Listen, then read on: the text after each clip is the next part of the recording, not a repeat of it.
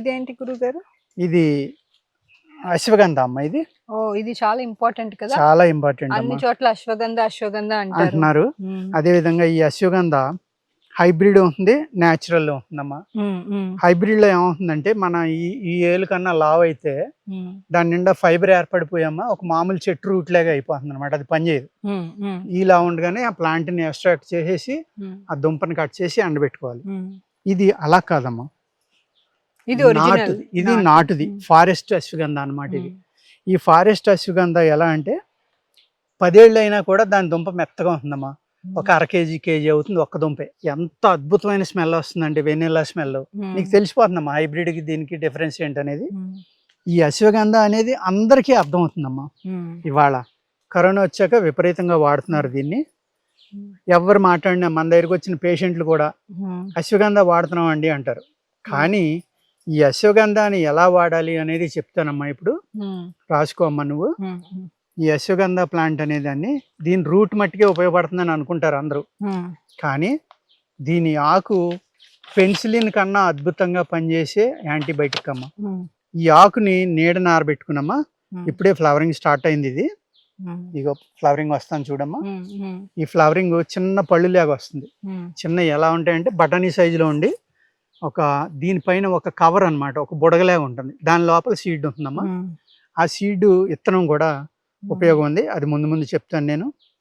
దీని దుంపని తీసుకుని మీరు ఒక అర కేజీ దుంపలు ఉన్నాయనుకోండి, 1 లీటర్ ఆవు పాలు తీసుకోండి. ఒక పొడవాటి స్టీల్ పాత్రలో పోసుకొని దానికి గుడ్డ కట్టుకుని ఆవు పాలు పోసే ముందర లీటర్ ఆవు పాలు ఉంటే ఒక అర లీటర్ కానీ వాటర్ కలపండి. కలిపిన తర్వాత ఆ స్టీల్ పాత్రకి ముఖానికి ఒక గుడ్డ కట్టుకోండి. దాన్ని ఇలా నొక్కితే ఒక గుంతలాగా తయారవుతుంది. ఆ గుంతలో ఆ దుంపలు వేయండి. ఏ దుంపలు? అశ్వగంధ దుంపలు. ఆ దుంపలు వేసుకుని ఆవు పాలు ఆవిరి మీద మెత్తగా ఉడకాలమ్మా. మెత్తగా ఉడికిన తర్వాత మీరు సూదితోటి ఇలా గుచ్చితే దిగుతుంది లోపలికి.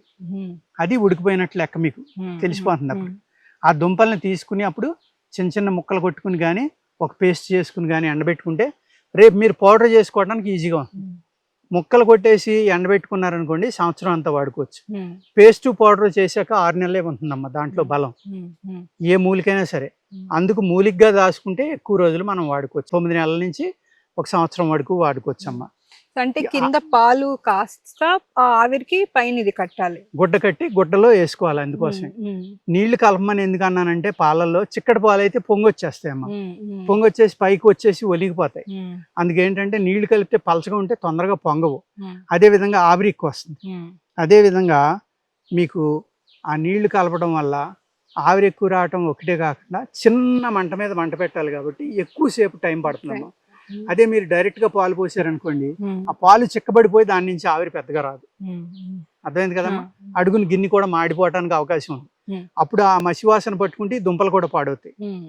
అందుకు వాటర్ అనేది కంపల్సరీగా కలుపుకుంటే చక్కగా అది బాయిల్ అయ్యి ఆ ఆవిరి ఏదైతే ఉందో అది వచ్చి వీటికి పట్టుకుని దుంపలకి ఆ దుంపలు ఉడుకుతాయి ఆవిరిలో. అప్పుడు ఆ దుంపలో ఉన్న టాక్సిన్ అనేది బయటికి వెళ్ళిపోవాలి.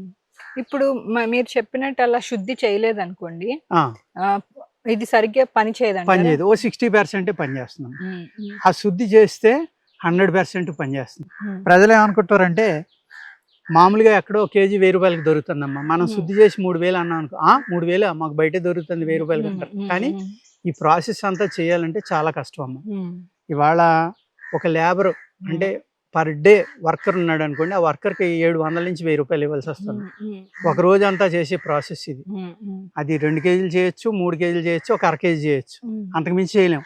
ఎన్ని గంటలు మండాలమ్మా? గ్యాస్ వాల్యూ కట్టుకోవాలి కదా, ఆ పని చేసినోడు జీతం కట్టుకోవాలి కదా, అదే విధంగా డాక్టర్కి శాలరీ ఉంటుంది కదా.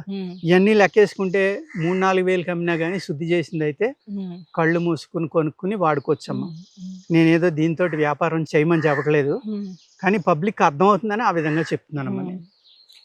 మన షాప్స్ లో అశ్వగంధ దొరుకుతుంది, కానీ అదంత పవర్ఫుల్ గా పనిచేయదు. శుద్ధి చేసింది కాదమ్మా అది.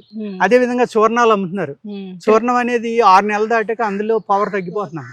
అదే విధంగా ఆదివారం తీసారో లేదో మనకు తెలియదు. అందుకు ఇలాంటివి ఏం చేయాలమ్మా, మనం ఇంట్లోనే 4 కుండీలు వేసుకుని అందులో పెంచుకోవాలి.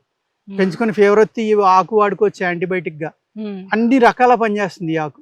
ఒక అద్భుతమైన మెడిసినల్ ప్లాంట్ ఇది. మొత్తం అందరూ కూడా బుక్ తీసుకుని ఇప్పుడు మనం చేసే వీడియోని జాగ్రత్తగా రాసుకోండి. అర్థమైంది కదండి. అశ్వగంధ ఎలా శుద్ధి చేయాలో చెప్పాను.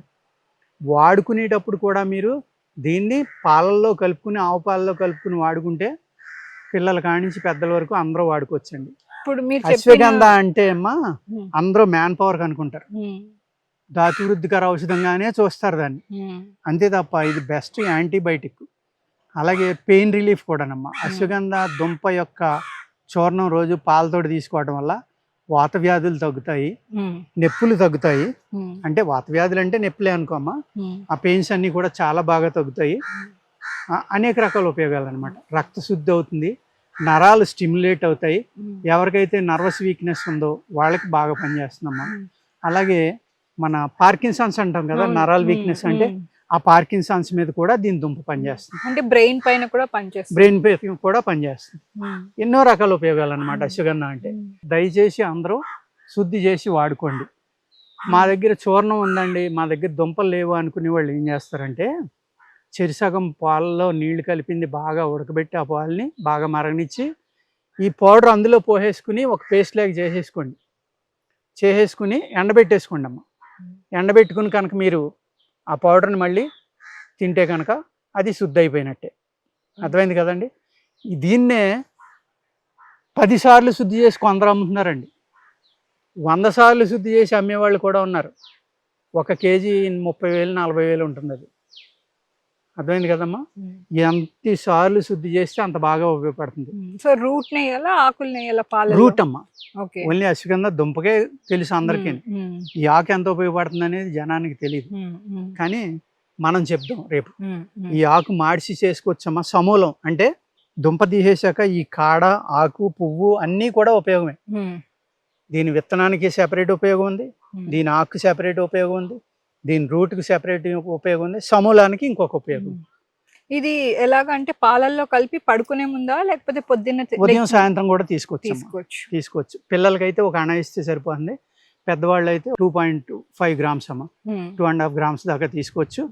మనం తాగేది కూడా ఆవు పాలతోటే తాగుతున్నాం కాబట్టి అంత 10 సార్లు 20 సార్లు శుద్ధి చేసి దాన్ని రేటు పెంచిన దాన్ని కొనుక్కుని కన్నా దీన్ని కూడా మనం వాడుకోవచ్చు అమ్మ. అంటే ఎఫర్ట్ చేయలేని వాళ్ళు ఉంటారు కదా, పిల్లల కంటే ఒక బఠానీ గింజంత దాన్ని పాలలో నూరుకుని మాత్ర కట్టుకుని వాళ్ళకి కొంచెం చిరుచేదుగా ఉంటుందమ్మా, సువాసనగా ఉంటుంది. కానీ అందుకు పిల్లలకి ఇచ్చేటప్పుడు ఏం చేస్తారంటే కొద్దిగా బెల్లమో చక్కెర కొద్దిగా వేసి మాత్ర కట్టారనుకోండి, వాళ్ళు ఇంట్రెస్ట్గా తింటారు. అర్థమైంది కదమ్మా. అప్పుడు శరీరం బలంగా పెరుగుతుంది పిల్లలకి. ఇది ఎంత సైజ్ హైట్ దాకా పెరుగుతుంది గురుగారు? ఇది ఒక 1.5 మీటర్ ఈ హైట్ దాకా పెరుగుతుందమ్మా. అయితే మన ఇంట్లో కుండీల్లో కూడా వేసుకోవచ్చు, ఒత్తుగా వేసుకోవచ్చు. ఒక కుండీలో ఒక 5-6 వేసారనుకోండి, ఒక 10 కానీ జాగ్రత్తగా చూసుకుంటే ఆ కుండీ నిండా దుంపలు ఏర్పడతాయమ్మా.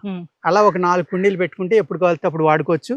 నీళ్లు పోస్తా ఉంటే ఎప్పుడు బతుకుతుంది, లేదంటే చనిపోతుంది. చనిపోయి మళ్ళీ ఆ దుంప నెక్స్ట్ మళ్ళీ వర్షం పడ్డాక వస్తుందమ్మా.